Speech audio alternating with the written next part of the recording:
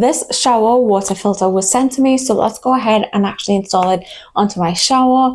And what the point of this shower filter is actually to help filter the water so that you're getting cleaner water while you're showering.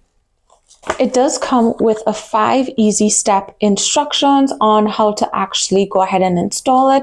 And then on this side, it actually talks about the filter and how to actually replace that part of it. Okay, so this is what the water filter looks like. So you do have that both ends here that you can go ahead and install.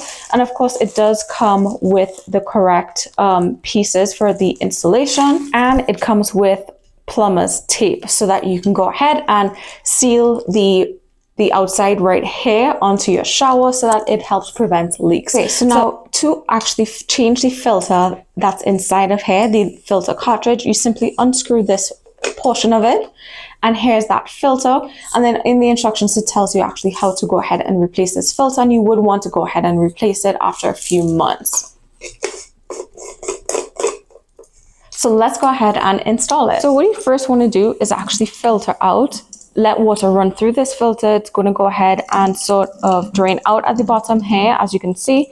And that's just removing any of the old pollutants that might be in here.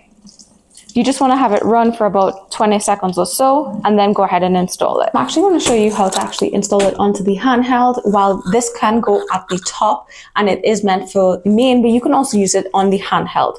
So let's go ahead and unscrew this part right here from the hose, and then go ahead and install the filter.